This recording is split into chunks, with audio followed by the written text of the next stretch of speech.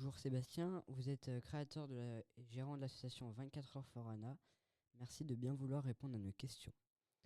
Comment est née l'idée de créer cette association? Alors bonjour Victor, bonjour à tous.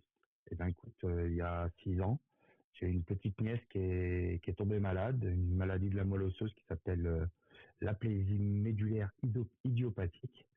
Donc ça prive son sang de globules rouges si je me trompe pas, ou blancs, enfin bref du coup, son sang n'est pas alimenté comme il faut. Et elle était à l'hôpital depuis déjà plusieurs mois et du coup je me suis dit que ça pouvait être très compliqué pour elle et pour ma petite fille qui est du coup est la grande cousine de Anna, donc ma nièce.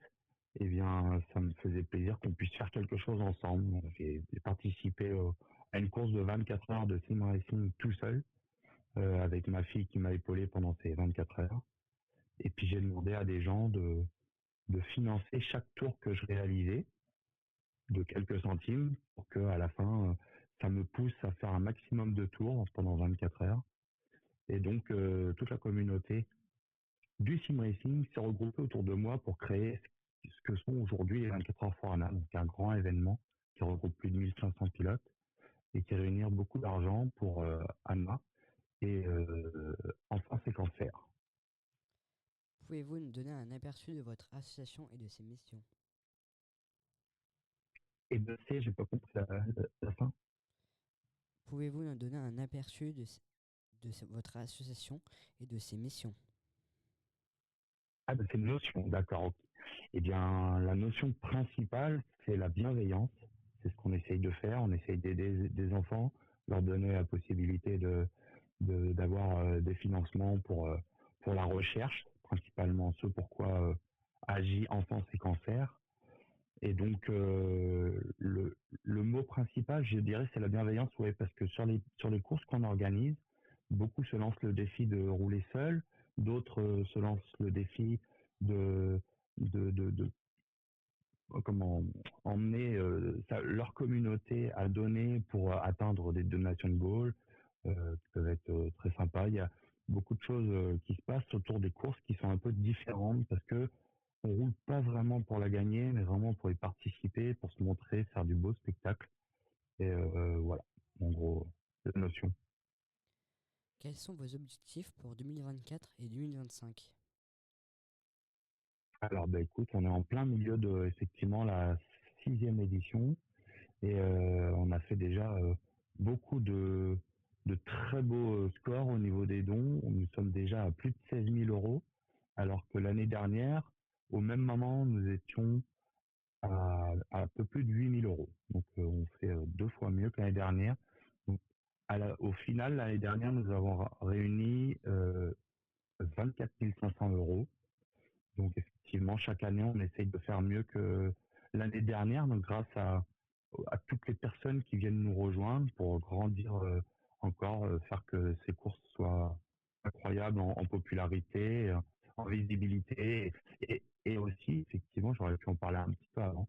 Toutes les voitures pour les courses qu'on organise sont vêtues des couleurs préférées d'Anna, c'est-à-dire le rose, le violet, le mauve.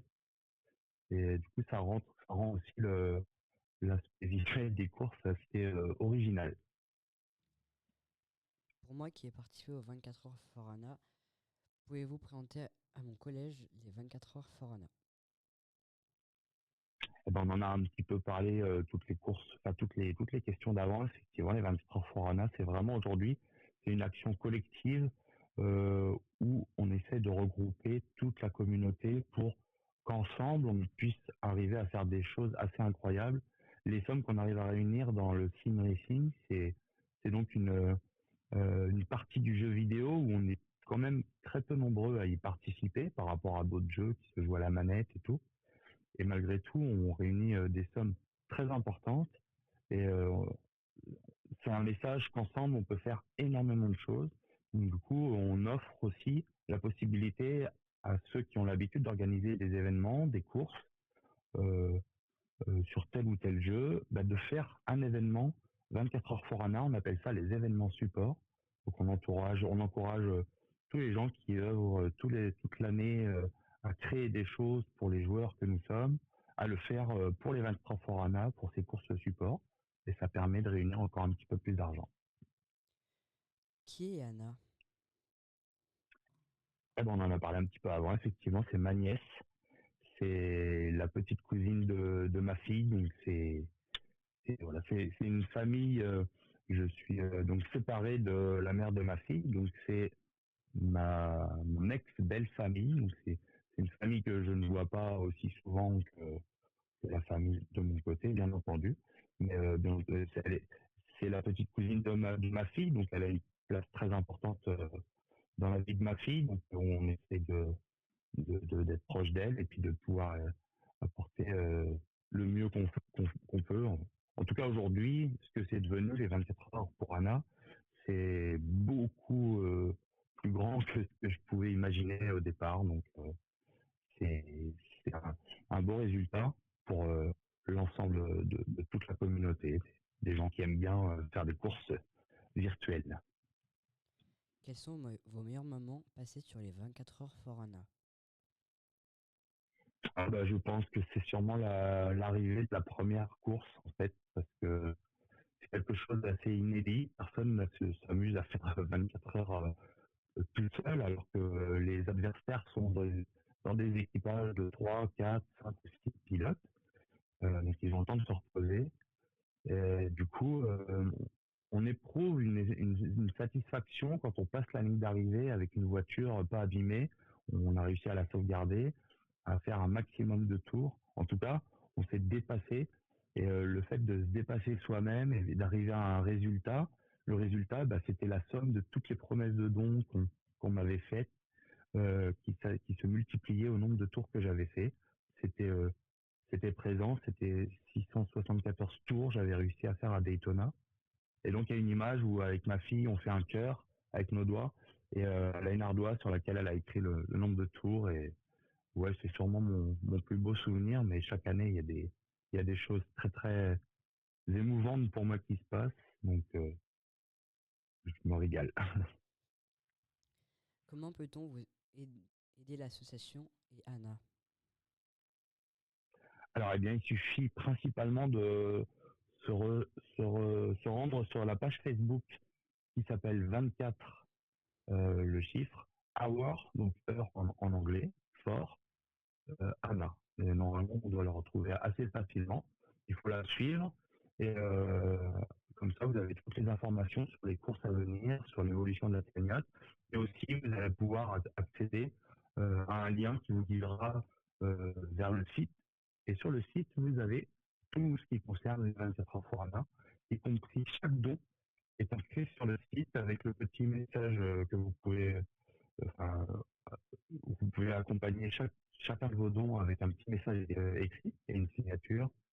Tout est présent, les courses, le nombre de pilotes qui a participé, le nombre de teams, et aussi les liens pour la cagnotte, donc pour faire un don, et aussi pour acheter des vêtements ou des tasses, on a plein de goodies avec le logo Interfort Forana. Et il y a à peu près 20% de la somme récoltée, en tout cas qui est dépensée par les gens qui achètent des vêtements ou des casquettes. Donc 20% de cette somme sera reversée à la fin le 4 février dans la cagnotte. Le week-end dernier se passaient les 6 heures de Monza et vous avez récolté plus de 16 000 euros. Est-ce que ce week-end se passe les 24 heures de Spa-Francorchamps? Vous pensez gagner combien d'argent ce week-end? Alors les 24 heures sur Assetto Corsa Compétition, donc du coup c'est la troisième course de 24 heures organisée.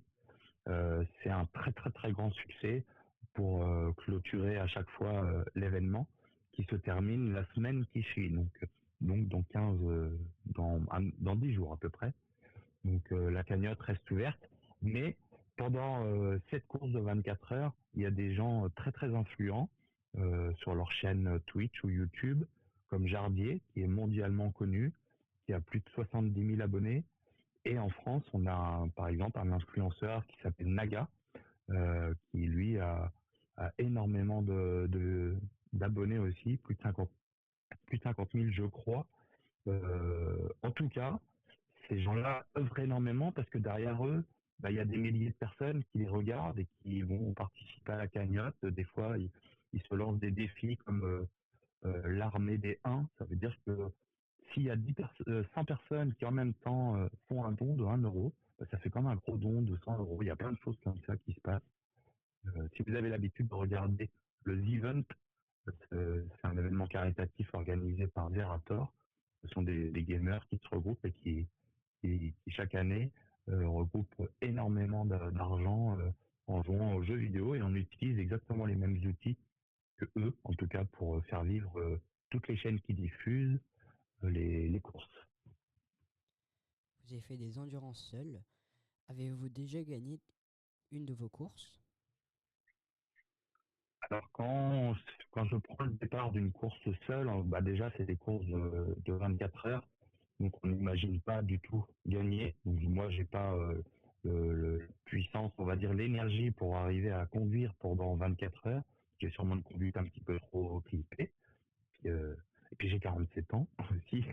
Mais le fait de pouvoir offrir l'opportunité aux pilotes de se lancer dans cette aventure bah, nous a permis d'assister à des exploits incroyables. Nous avions Daniel Da Silva, je crois, l'année dernière, qui, dans sa catégorie, avait roulé solo et a gagné sa catégorie. C'est-à-dire qu'il a battu des équipes qui étaient 3 ou 4 ou 5 qui pouvaient se reposer. Donc c'est assez incroyable. Donc c'est des choses qui sont possibles. C'est un peu surhumain, mais voilà, certaines personnes se donnent la force pour faire ça. En tout cas, merci d'avoir répondu à mes questions et à bientôt. Ben, merci beaucoup à vous et puis j'espère que ça vous a plu. Et n'hésitez pas à rejoindre la page.